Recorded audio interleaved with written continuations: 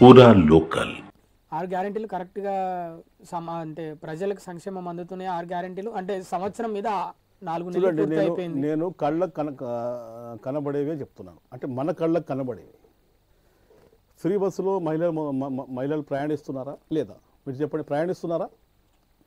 Free బస్సులో మహిళలు ప్రయాణిస్తున్నారు కదా. 50,000 ఉద్యోగాలు ఇచ్చారా?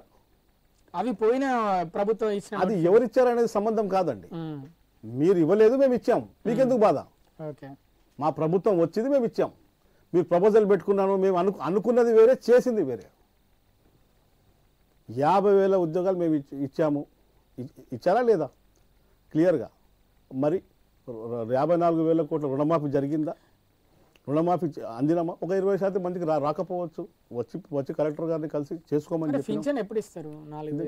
4 మేము మా ప్రభుత్వం వచ్చి 15 నెలలు అయిందండి. 15-16 నెలలలో మేము 80% ప్రజలకు ఏమేమి అందించాలో అందించినాం.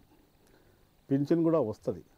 కానీ ఈ మా రాష్ట్ర ముఖ్యమంత్రి 1,80,00,000 పెట్టుబడులు తీసుకొచ్చారు దావోస్ నుంచి. ఇది చారిత్రాత్మకమైన విషయం.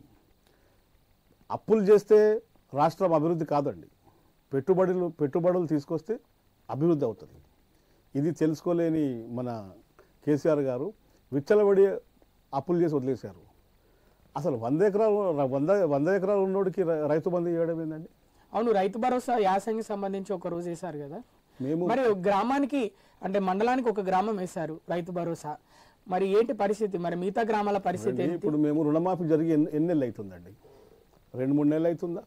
కొంచెం సమయం ఇస్తే అన్ని ఆట ఆడేస్తాం. మేము సమయం ఇవ్వాలి. మాకు సమయం ఇవ్వకుండా ఈ ప్రతిపక్షాలు ఏం చేస్తున్నాయి, అట్లా చేస్తే ఇబ్బంది పెట్టవచ్చు ప్రభుత్వాన్ని, ఇట్లా చేస్తే అవి ఇబ్బంది పెట్టవచ్చు అని అంటున్నారు.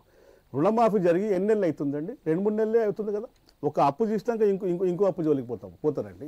మీలాగా విచ్చలబీడి అప్పు చేస్తే ఈ రాష్ట్రంలో ఏం మిగలదు, ఇంకా ఏమి లేదు. అన్ని ఖాళీకుండలే ఉన్నాయి. అన్ని అప్పుల పాలు చేసి వెళ్ళిపోయినారు. ఇంకోటి, కేటీఆర్ గారు 9 ఏళ్ళు ఐటీ శాఖ మంత్రిగా ఉన్నారు. ఆయన రైతుల గురించి మాట్లాడతాడు. ఆయన స్వామి, నువ్వు అధికారంలో ఉన్నప్పుడు నువ్వు ఏ రైతు దగ్గర పోయినావు, ఏ పల్లెటూరులో తిరిగినావు? ఈరోజు సడన్గా నీకెందుకు రైతులు గుర్తొస్తున్నారు? ఐటీ శాఖ మంత్రిగా ఉన్నప్పుడు నువ్వు హైదరాబాద్లోనే ఉన్నావా? మరి ఆ రోజు రైతుల గురించి మీ నాయన ఫేస్బుక్ దాని ఏంది అది ఫామ్ హౌస్లో పండుకున్నాడు, నువ్వు హైదరాబాద్లోనే ఉన్నావు. మరి అప్పుడు రైతుల దగ్గర ఎవరు పోయారు? ఇవాళ మేము రుణమాఫీ చేస్తుంటే మీకు సడన్గా రైతులు ఎందుకు గుర్తొస్తున్నారు? ఇప్పుడు మీ ట్విట్టర్కి సంబంధించి కాంగ్రెస్ పార్టీకి ప్రధాన హ్యాండిల్ ఏదైతే ఉందో ట్విట్టర్లో, దాంట్లో పోల్ పెడితే